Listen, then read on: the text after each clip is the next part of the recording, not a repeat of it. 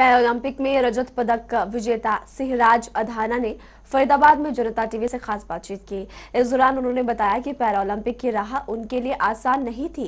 Paralympic से पहले corona virus से ग्रस्त हुए खिलाड़ी को कोरोना से रिकवर होने के बावजूद शारीरिक रूप से कई चुनौतियों का सामना करना पड़ता है। पैरालंपिक में देश को सिल्वर मेडल दिलाने वाले सिंहराज अधाना जी हमारे साथ हैं। विधायक नरेंद्र गुप्ता जी स्वागत करने पहुंचे हैं। और एक बात जो देशवासियों को शायद पता ना हो कि कोरोना से जूझ चुके हैं और उसके बावजूद किस तरह से अपना परचम लहराया है टोक्यो पैरालंपिक में, किस तरह से कोरोना की चुनौतियों से गुजरे हैं, वो आज इस पहलू पर हम उनसे चर्चा करेंगे। सिंहराज जी, पहले बहुत बहुत बधाई, आपने पूरे देश का नाम रोशन किया है। और बहुत लोगों को नहीं पता है कि आपको कोविड पॉजिटिव आप हुए, और मैं चाहूंगी कि दर्शकों को बताएं कि कब आपको कोरोना हुआ और क्या स्थिति थी और कैसे आपने रिकवर की और कैसे खेल की तैयारी की फिर आपने। बिल्कुल, ये जो समय था कोरोना काल का, सेकेंड लहर में जब हिंदुस्तान में चल रही थी, वो हिंदुस्तान के बहुत दर्द भरा दौर था। इस दौर में मैं भी संक्रमित हो गया था कोविड से। 29 मई से लेके और मैं पूरा जून के महीना कोरोना से ग्रस्त रहा। मैं शुरू में घर में क्वारंटीन रहा 7 दिन, लेकिन जैसे ही मेरा 6वां दिन कंप्लीट और 7वें दिन मैंने प्रवेश करा तो मेरा ऑक्सीजन लेवल 50 के करीब नीचे आने लगा था और मेरा आइज़ का और मुझे पहचानने का बोलने की क्षमता मेरी खत्म हो चुकी थी। तो उस दौर में जब मेरा पूरा परिवार इमरजेंसी में मुझे हॉस्पिटल ले जा रहे थे, तो उस दौरान में महामारी के दौर में फरीदाबाद के किसी भी हॉस्पिटल में बेड में आसानी से नहीं मिलते थे।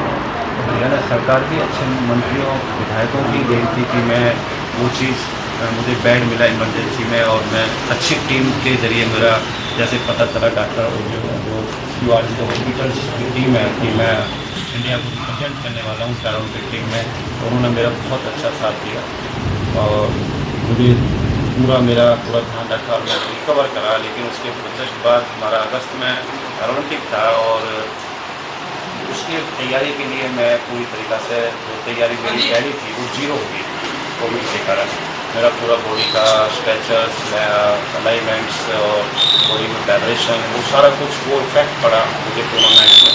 लेकिन मैं एक मध्यम फैमिली से, किसान परिवार से संबंध रखता हूँ, तो मैंने देखा मेरे परिवार में बचपन को जो चीज़ें खाते थे, लोग मोटा अनाज खाते हैं और जैसे नट्स वगैरह हैं, चिया सीड्स वगैरह हैं, उनका सेवन बचपन से करते आए थे। उन चीज़ों को महत्व हम जानते थे कि इन चीज़ों का क्या महत्व है खाने पीने में।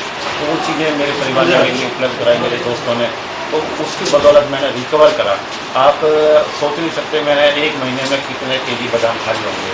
करीब 12 केजी मैं बादाम खा चुका था, जिसका कहीं भी असर नहीं दिख रहा, लेकिन असर ये दिखा कि मेरा ब्रीथिंग पैटर्न और मेरा हार्ट रेट काफ़ी अच्छा सुधर गया था।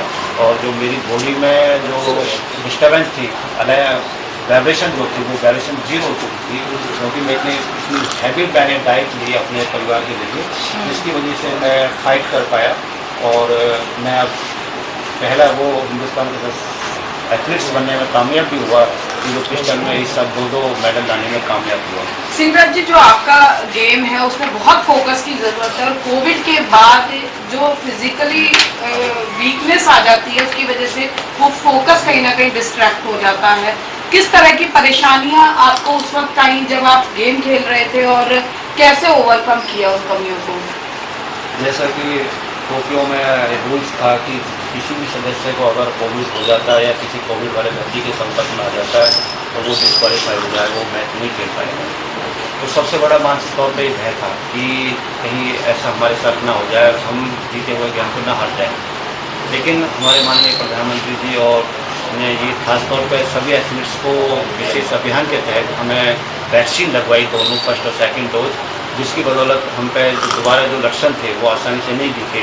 लेकिन एक जब भी भय था हमारे पास, क्योंकि हम दुनिया भर के सभी एथलीट्स के कंट्री के लोगों से संपर्क में आने वाले थे, तो मानसिक तौर पे हम बहुत मजबूत थे, लेकिन एक डर भय हमेशा सदा हमारे साथ लगा रहता था।